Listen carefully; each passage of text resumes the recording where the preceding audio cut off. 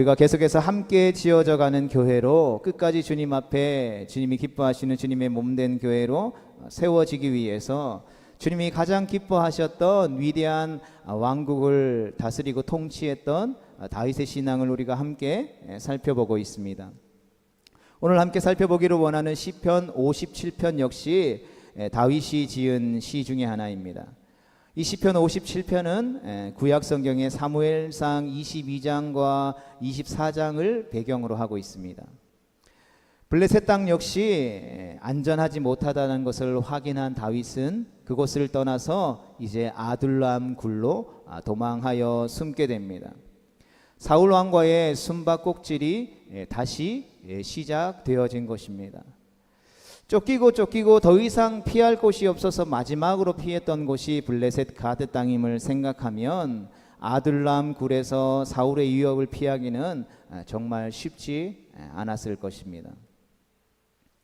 이러한 다윗의 절박하고 비참한 상황을 이해하고 우리가 이 시편의 말씀을 살펴본다면 지금 그가 어떠한 심정으로 노래하고 있는지, 그가 어떠한 상황에 처해 있는지를 우리가 알 수 있습니다.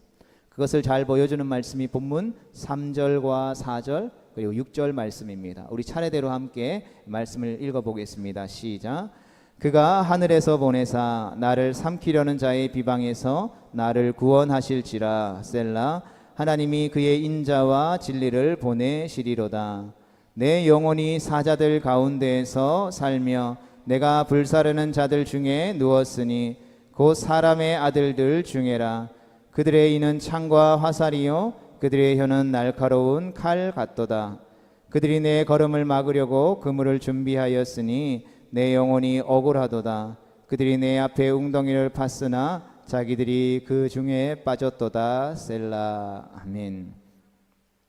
사방에서 자신을 삼키려고 하고 그들이 사자들 가운데 있는 것 같고 또 불 가운데에 누워 있는 것 같고 사람들의 말이 창과 칼 같다라고 다윗은 고백합니다. 그가 고백한 말뿐만 아니라 실제로 다윗을 넘어뜨리기 위해 사람들은 그물을 준비하고 웅덩이를 팠습니다. 그러하기에 다윗에게 있어서 쉼을 누리고 안식을 얻는 것은 사치처럼 여겨졌습니다. 그의 삶이 하루하루가 전쟁 같았고 매시간 살아남기 위해 목숨을 건 사투를 벌여야 했습니다. 시편 57편의 말씀은 그러한 상황 가운데에서도 다윗이 평강과 기쁨을 누릴 수 있는 비결을 우리에게 알려주고 있습니다. 절대로 평강을 누릴 수 없고 절대 기뻐할 수 없는 상황, 사람이 처할 수 있는 가장 고통스럽고 불안한 상황, 절대 안식할 수도 없는 상황에서 다윗이 노래하고 있는 평강과 기쁨이 오늘날 우리가 흠모해야 하고 또 바라보아야 하는 놀라운 다윗 신앙의 핵심이라 할 수 있습니다. 인생을 살다 보면 때로는 더 이상 갈 데가 없고 벼랑 끝에 몰렸다라고 느끼게 되는 순간들이 있죠. 그럴 때 우리는 우리만 그런 것이 아니라 나만 그런 것이 아니라 오늘 성경에 나오는 다윗을 포함해서 이 땅을 살아가는 모든 인간이 그것을 겪고 있으며 하나님을 떠난 인간은 다 그런 순간들을 겪는다는 것이 위로가 될 수 있기를 주님의 이름으로 축복합니다. 하나님을 떠난 인간의 마음은 쉼이 없는 고통이라 할 수 있습니다. 겉으로 보면 멀쩡해 보이고 겉으로 보면 행복해 보이는 것 같다 할지라도 하나님을 떠난 인간의 마음은 끊임없는 불안과 고통에 휩싸여 있다라는 것이죠. 모두가 다 힘든 마음을 가지고 있다라는 것이죠. 모든 사람들에게는 모양은 다르지만 다 다른 종류의 고민이 있고 또 때로는 우울감을 가지고 있다라는 것이죠. 결국 하나님을 떠난 인간은 하나님께서 그 마음을 지키시고 그 마음에 평강을 주시지 않으시면 고통을 느낄 수밖에 없다라는 것이죠. 그런 가운데 다윗의 기도가 바로 이렇게 시작되어집니다. 오늘 본문 1절 말씀을 같이 읽어보겠습니다. 시작.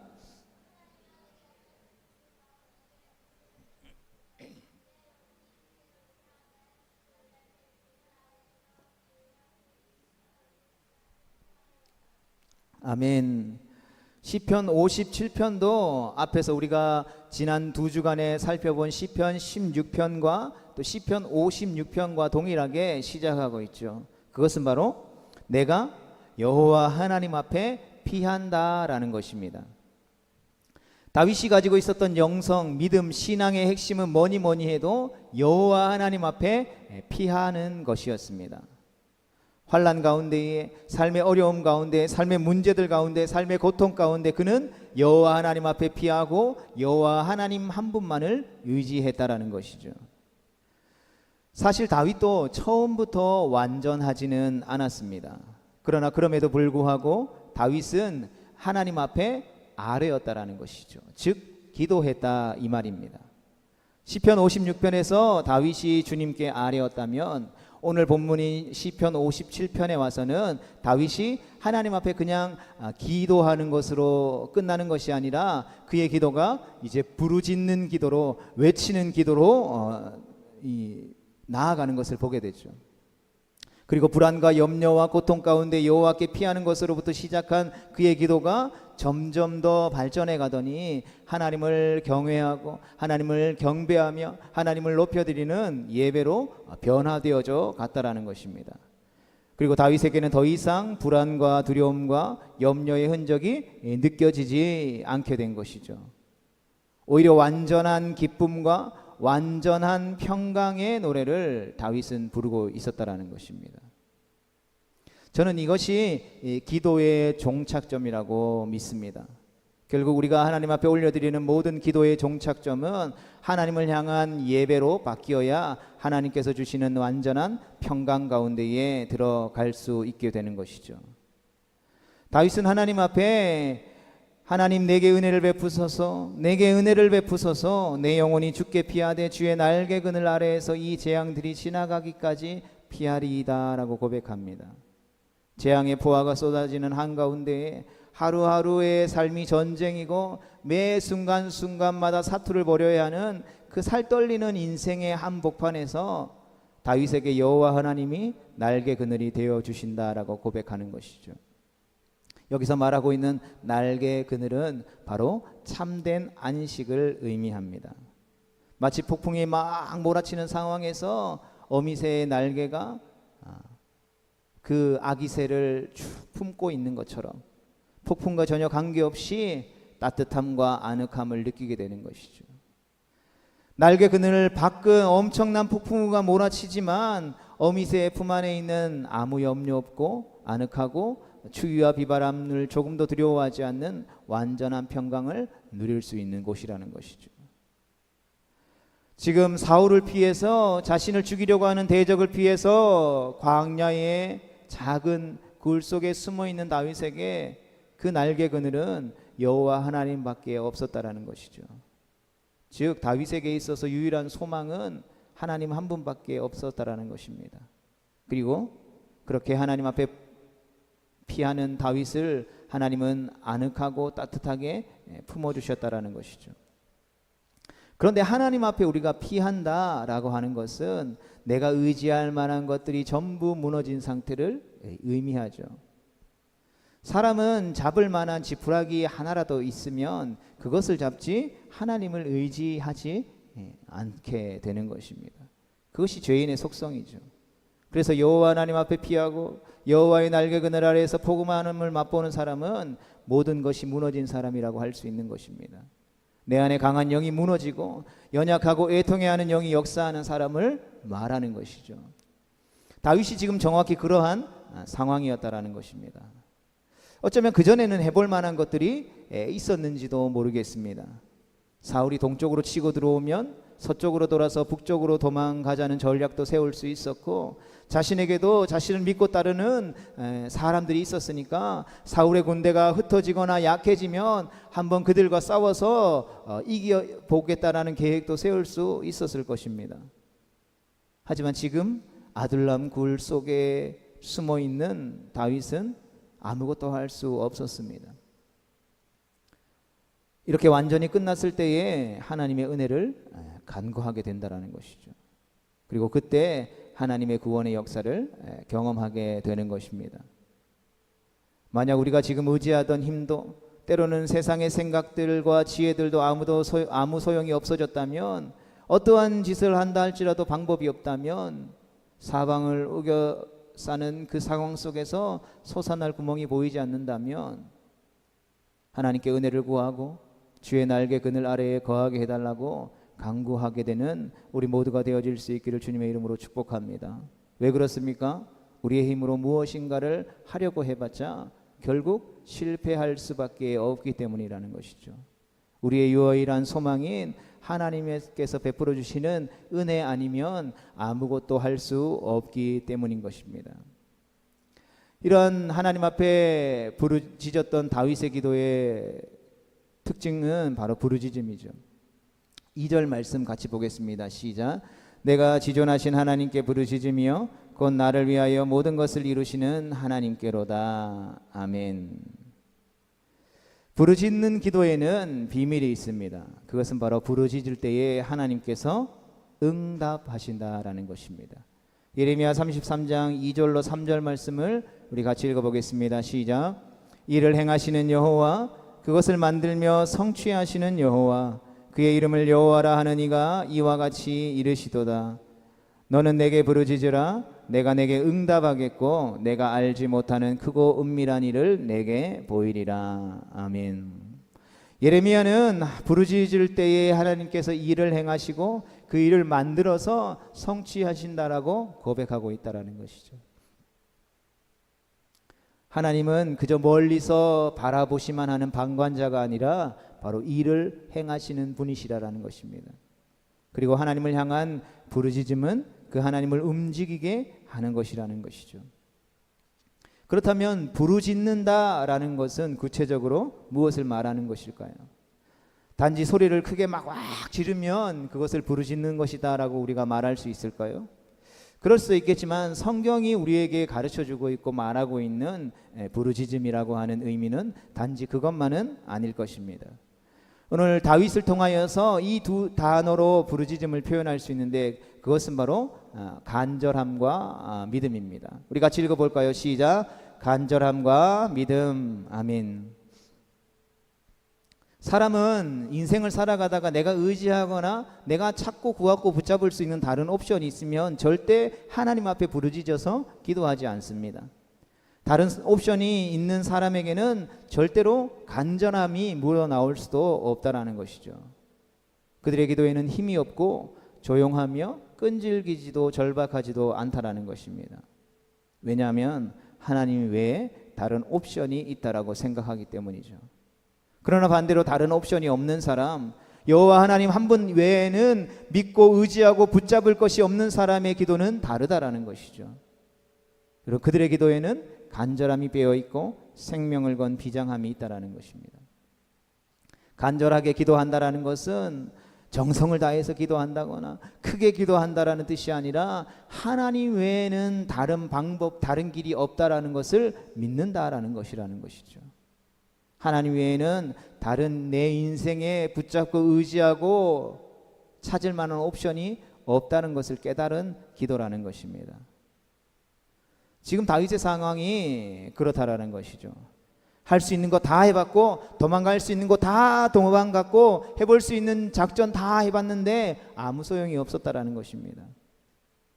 최후의 선택이었던 블레셋 가드로 도피하는 것마저도 여의치 않아서 결국엔 도망 나와서 굴 속에서 불안해하며 떨며 숨어 지내야 하는 상황이었다라는 것이죠.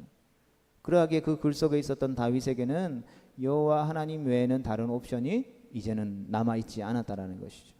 죽어도 거기서 죽어야 하고 살아도 거기서 살아야 하고 다른 꾀나 전략을 낼 것도 이제는 없다라는 것이죠. 정말 인생의 마지막까지 온 것이라는 것입니다. 그런 순간이 오자 다윗의 기도에서 무엇이 묻어나게 됩니까? 바로 간절함이 묻어나오기 시작하는 것이죠. 간절하게 기도를 드리는 사람들을 보면 항상 똑같은 특징이 있습니다. 그것은 바로 그들에게는 다른 옵션이 없다라는 것이죠. 하나님을 향해서 정말 간절히 부르짖으며 기도하게 되는 것입니다. 하나님이 아니면 문제를 해결할 방법이 없기 때문인 것입니다. 이와 반대로 다른 옵션이 있는 사람들은 간절하게 기도하지 않죠. 크리스천이니까, 기독교인이니까, 주일날 내가 교회에 오니까 하나님이 도와주시기를 바라면서 기도는 하게 되지만 마음 한구석에 우리에게는 다른 옵션을 생각하기 때문에 절대로 간절하게 하나님 앞에 기도하지 않는다라는 것이죠. 내가 몸이 아프네, 하나님 앞에 기도해야지. 기도하지만 우리에게는 다른 옵션이 있죠. 무슨 옵션입니까? 병원이라는 옵션이 있죠. 용안 한의원에 가서 치료를 받으면 되니까 간절함이 묻어나올 수가 없다라는 것입니다. 기도하는 소리도 절박하지 않죠. 부르짖지도 않습니다. 어느 정도 기도했다고 생각이 들면 기도도 하지도 않죠. 그런 사람에게는 하나님을 향한 간절함을 찾을 수 없다라는 것이죠. 결국 성경에서 말하는 다윗을 통해서 우리에게 보여주는 부르짖는 기도는 여호와 하나님께만 피하는 자가 갖게 되는 특징이라는 것입니다. 부르짖는 기도의 두 번째 특징은 믿음입니다. 부르짖는 기도라고 하는 것은 단순히 크게 외치는 기도를 말하는 것이 아니라 믿음을 가지고 선포하는 것을 의미하는 것이죠. 간절함과 절박함을 넘어서서 하나님께서 분명히 일하실 것을 믿는 믿음을 가지고 기도하는 것이라는 것입니다. 예레미야 선지자는 예레미야 33장 2절 말씀을 통하여서 일을 행하시는 여호와, 그것을 만들어 성취하시는 여호와, 그의 이름을 여호와라 하는 이가에게 부르짖으라고 말씀합니다. 그냥 아무것도 우리에게 대답해 줄 수 없는 그러한 신이 아니라 살아계신 하나님 앞에 여호와께서 그 일을 행하시고 반드시 이루실 것이다라는 믿음을 갖고 부르짖어 기도할 수 있어야 한다라는 것이죠. 그러하기에 다윗을 통하여서 우리 가운데에 말씀해 주고 있는 부르짖는 기도라고 하는 것은 바로 믿음으로 선포하는 것입니다.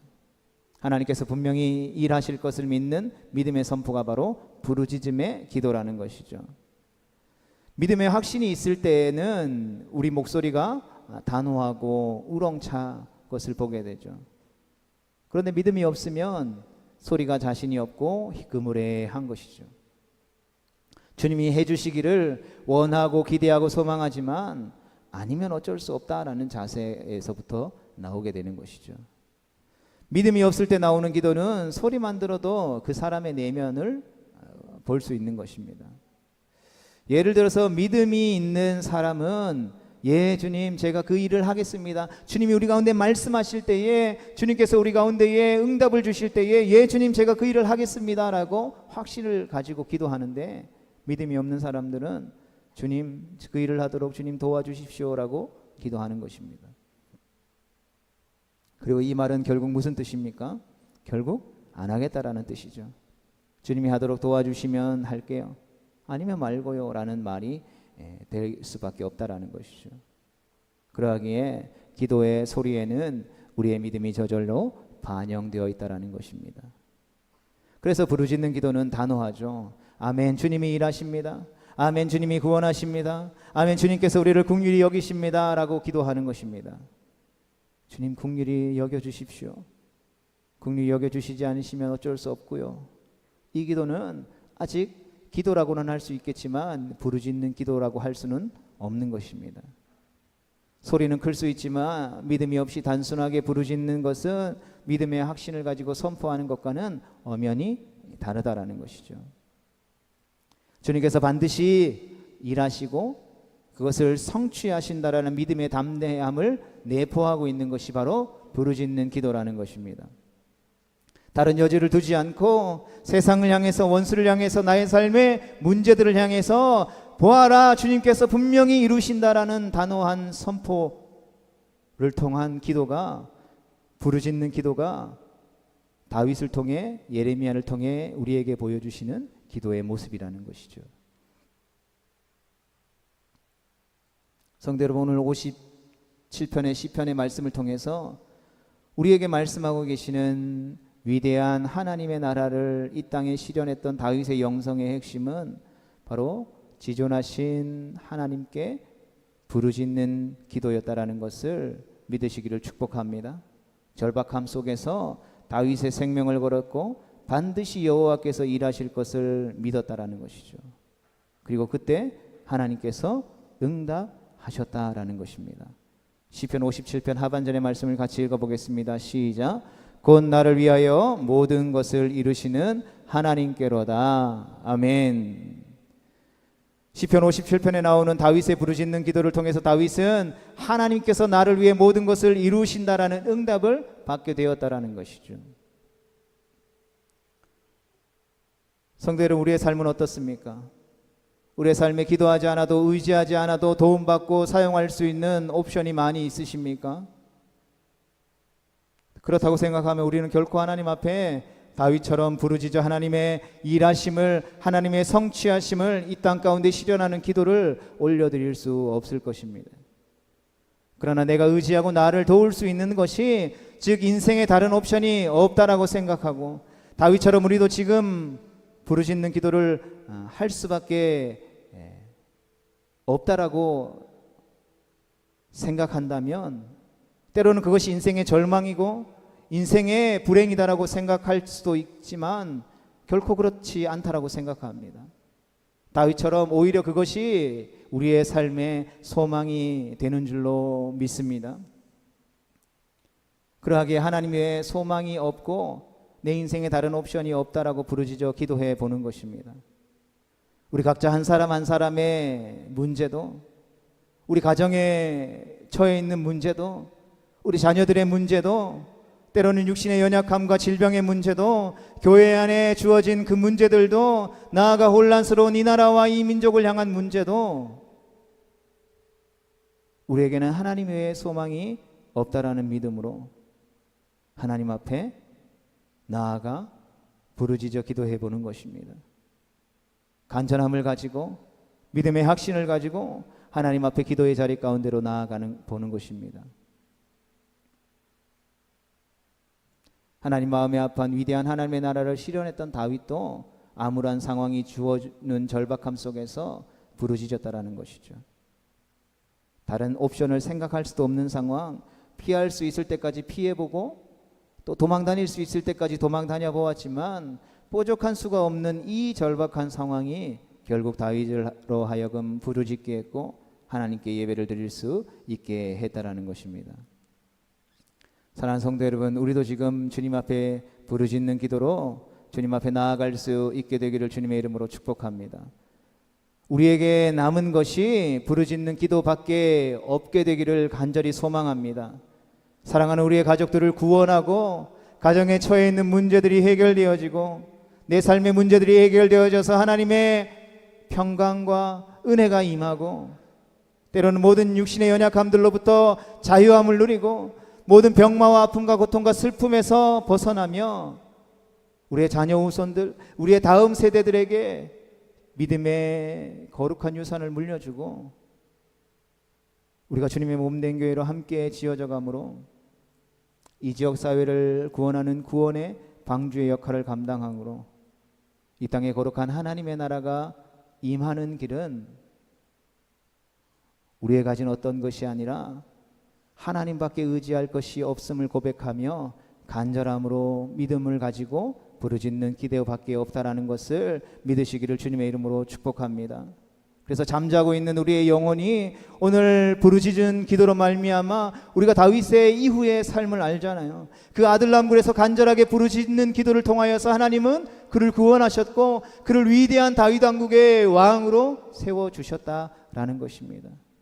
절망적인 상황 가운데 다윗이 세상을 의지했다면 결코 다윗은 위대한 다윗 왕국의 왕으로 하나님 앞에 쓰임받지 못했을 것입니다. 그러나 그 절박한 상황 가운데에 다른 어떠한 것을 의지 않고 하나님을 의지하는, 하나님을 신뢰하는 그 부르짖는 간절한 믿음의 기도를 통하여서 다윗은 그 아둘람굴에서도 하나님이 주어지는 하늘로부터 내리는 참된 평안과 기쁨과 안식을 누렸고 그 가운데에 하나님이 이루시길 원하시는 위대한 하나님의 나라 왕국을 꿈꿀 수 있었다라는 것입니다. 우리의 영혼이 오늘 이 시편 말씀을 통하여서 다윗의 말씀을 통하여서 우리에게 외치는 이 음성을 듣고 깨어 일어날 수 있기를 주님의 이름으로 축복합니다. 깨어 일어나 하나님을 향한, 구원의 하나님을 향한 그 확신한 믿음을 가지고 하나님 앞에 부르짖는 기도를 시작할 수 있게 되는 우리 모두가 될 수 있기를 주님의 이름으로 축복합니다. 그래서 우리의 삶에 일하시는 일을 행하시는 하나님, 나를 위해 모든 것을 이루시는 살아계신 좋으신 하나님의 놀라운 역사를 우리 개인과 우리의 가정과 우리에게 허락하신 교회 공동체와 이 나라의 민족 가운데 행하시는 놀라운 하나님의 역사를 목도하게 되는 우리 모두가 될 수 있기를 주님의 이름으로 축복합니다.